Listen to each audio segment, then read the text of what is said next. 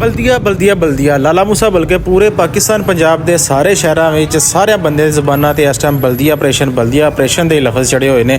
ਇਸ ਟਾਈਮ ਮੈਂ ਪਹੁੰਚੇ ਨੇ ਲਾਲਾ ਮੂਸਾ ਸਿਟੀ ਥਾਣੇ ਦੇ ਬਿਲਕੁਲ ਸਾਹਮਣੇ।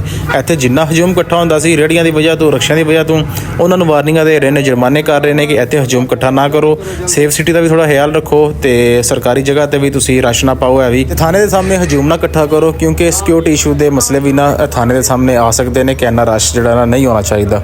ਉਸ ਤੋਂ ਬਾਅਦ ਫਰੂਟ ਮੰਡੀ ਵਾਲੀ ਸਾਈਡ ਤੇ ਆ ਜਾਓ। ਇੱਥੇ ਵੀ ਜਿੰਨੀਆਂ ਰੇਹੜੀਆਂ ਲੱਗੀਆਂ ਨੇ ਇਹਨਾਂ ਨੂੰ ਜੁਰਮਾਨੇ ਕੀਤੇ ਜਾ ਰਹੇ ਨੇ, ਤੁਸੀਂ ਸਾਰਿਆਂ ਨੂੰ ਦੇਖ ਸਕਦੇ ਹੋ। ਪਰਚੀਆਂ ਕੱਟ ਕੇ ਸਾਰਿਆਂ ਨੂੰ ਰਸੀਦਾਂ ਦਿੱਤੀਆਂ ਜਾ ਰਹੀਆਂ ਨੇ ਤੇ ਉਸ ਟਾਈਮ ਜੁਰਮਾਨੇ ਵੀ ਨਾਲ ਰਿਸੀਵ ਕੀਤੇ ਜਾ ਰਹੇ ਨੇ। ਇਹ ਚੈੱਕ ਕਰ ਸਕਦੇ ਹੋ ਸਾਰੇ ਸੀਨ ਅਸੀਂ ਤੁਹਾਨੂੰ ਨਾਲ ਬਕਾਇਦਗੀ ਨਾਲ ਤੁਹਾਨੂੰ ਹਰ ਸੀਨ ਅਸੀਂ ਦਿਖਾ ਰਹੇ ਹਾਂ ਕਿ ਕਿਸ ਤਰ੍ਹਾਂ ਜੁਰਮਾਨੇ ਹੋ ਰਹੇ ਨੇ, ਕਿਸ ਤਰ੍ਹਾਂ ਵਾਰਨਿੰਗ ਹੋ ਰਹੀਆਂ ਨੇ, ਕਿਸ ਤਰ੍ਹਾਂ ਆਪਰੇਸ਼ਨ ਹੋ ਰਹੇ ਨੇ। ਇਹ ਚੈੱਕ ਕਰੋ ਰੇਹੜੀਆਂ ਦੇ ਉੱਤੇ ਜਿਹੜੇ ਕੰਡੇ ਲੱਗੇ ਹੋਏ ਨੇ ਨਾ ਮੈਨੂਅਲ, ਇਹਨਾਂ ਨੂੰ ਕਹਿ ਰਹੇ ਨੇ ਕਿ ਜਾਂ ਪਾਸਿੰਗ ਕਰਾਓ ਇਹਨਾਂ ਦੀ ਤੇ ਜਾਂ ਇਹਨਾਂ ਦੇ ਜਿਹੜੇ ਨਾ ਤੁਸੀਂ ਇਲੈਕਟ੍ਰੀਕਲ ਜਿਹੜੇ ਕੰਡੇ ਉਹ ਰੱਖੋ। ਜੈਸਾ ਕਿ ਤੁਹਾਨੂੰ ਪਤਾ ਹੈ ਜੁਰਮਾਨੇ ਜਿਹੜੇ ਨਾਲ ਰਿਸੀਵ ਕੀਤੇ ਜਾ ਰਹੇ ਨੇ ਤੇ ਜਿਹੜੇ ਬੰਦੇ ਜੁਰਮਾਨੇ ਨਹੀਂ ਦਿੰਦੇ ਹਨ ਉਹਨਾਂ ਨੂੰ ਪੁਲਿਸ ਦੇ ਹਵਾਲੇ ਕੀਤਾ ਜਾ ਰਿਹਾ। ਇਹ ਦੋ ਭਾਈ ਨੇ ਇਹਨਾਂ ਨੇ ਕਿਹਾ ਸਾਡੇ ਕੋਲ ਪੈਸੇ ਨਹੀਂ ਆਣ, ਸਾਨੂੰ 1000 ਰੁਪਏ ਤੁਸੀਂ ਜੁਰਮਾਨਾ ਕੀਤਾ, ਸਾਨੂੰ 1000 ਰੁਪਏ ਵੱਟ ਤੇ ਲੈਣ ਦਿਓ।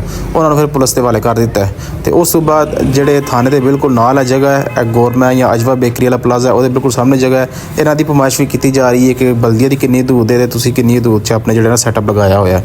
ਉਸ ਤੋਂ ਬਾਅਦ ਮੇਨ ਬਾਜ਼ਾਰ 'ਚ ਸਦਰ ਅੰਜਮਨ ਤਾਜਰਾਨ ਨਈਮ ਸਾਹਿਬ ਆਪਣੇ ਜਿਹੜੀ ਲੋਕੇਸ਼ਨ ਨੇ ਬਾਜ਼ਾਰਾਂ ਦੀ ਮਸਾਇਲ ਨੇ ਤਾਰਾਂ ਦੇ ਵੇਖੋ ਇਹ ਸਾਰੇ ਨੋਟਿਸ ਕਰਾ ਰਹੇ ਨੇ ਕਿ ਇਹਨਾਂ ਦਾ ਵੀ ਕੋਈ ਨੋਟਿਸ ਲਿਆ ਜਾਏ ਕਿ ਇਹਨਾਂ ਨੂੰ ਵੀ ਹੱਲ ਕੀਤਾ ਜਾਏ। ਇਹ ਬੜੀ ਪਰੇਸ਼ਾਨੀ ਬਣੀ ਹੈ।